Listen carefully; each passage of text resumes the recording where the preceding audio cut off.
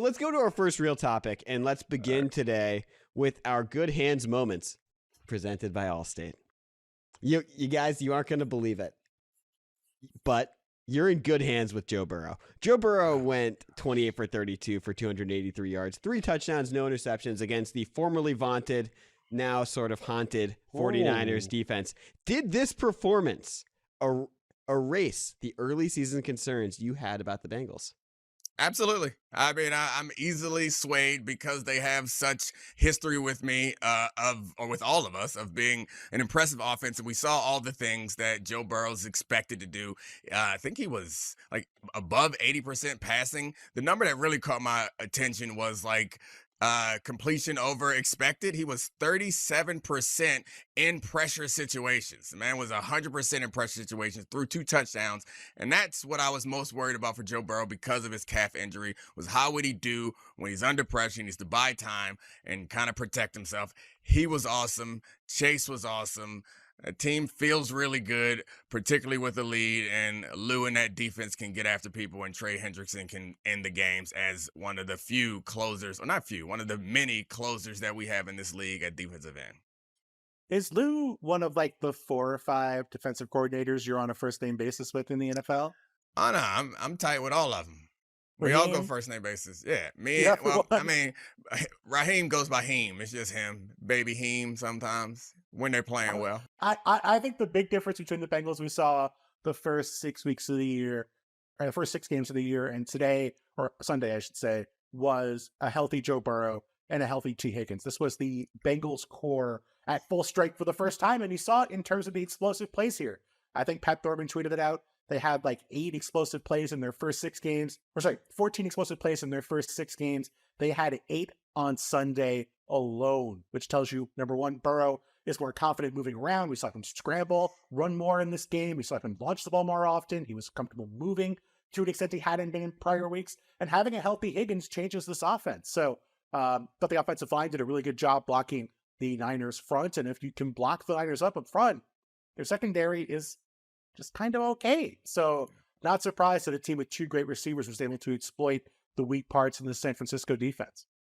Yeah, I think the context around Joe Burrow matters, but it really seems like, and maybe it's just perception, but the defense is better when Joe Burrow is there. It's probably because it takes the pressure off of him, but there's some psychological boost, I think, to having Joe Burrow play well. I think it's the first quarter, he threw like an incredible pass in a tight window.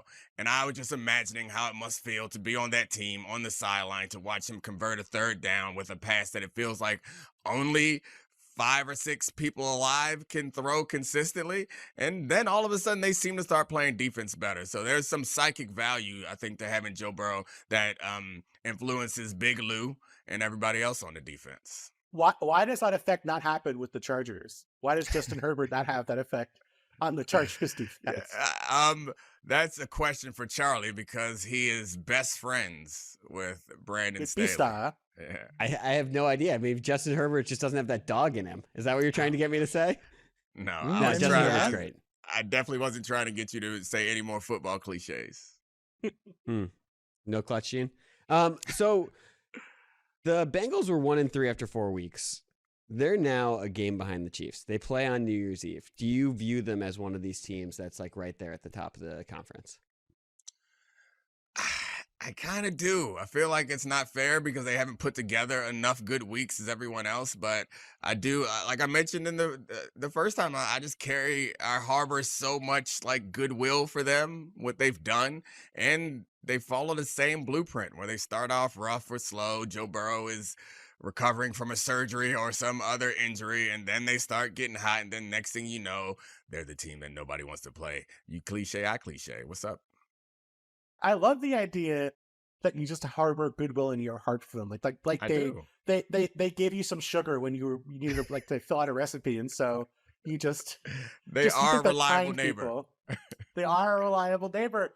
I'm not quite there yet. This was an impressive performance, but they were really bad that first month of the season, and that stuff matters. Like the concerns we had about them at that time were not 100% Joe Burrow. They were like 85% Joe Burrow, and he solves a lot of those problems. But we saw Trey Hendrickson get hurt for a stretch in this game. We saw Cam Taylor-Britt go down for a stretch in this game. I think the defense, they're not quite as deep as they've been in years past. They allowed the Niners to move the ball pretty well throughout this game. Just we got to Brock Purdy making Sam Darnold-esque or Zach Wilson-esque decisions. And not the Zach Wilson we saw in overtime in the fourth quarter of the Giants game. The other 3.5 quarters was Zach Wilson. And they deserve credit for forcing some of those bad decisions and some of those difficult plays. But I just think the margin for error is smaller for them than it is for the Chiefs or maybe even the Ravens. Yeah, I agree that you're probably right, but the fact of the matter is no one feels all that dominant or consistent right now in the AFC. And you could say at the NFC also, with the guys at the top or the teams at the top dropping games that they or getting blown out in the case of the Lions, and the Eagles losing to the Jets, dropping games that they should have won and somehow finding themselves in a one-score game at the end with Washington. So it doesn't feel like anyone's pulled away. So I think that's when I look at everyone else in the AFC. It's like the Bills. Are the Bills the team that I think that the Bengals can't beat? It's certainly not the Ravens. Who knows what Ravens team is going to show up from week to week. They're really good when they're at their best, and the same thing with the Chiefs. So I get that they're flawed, but so is everybody else.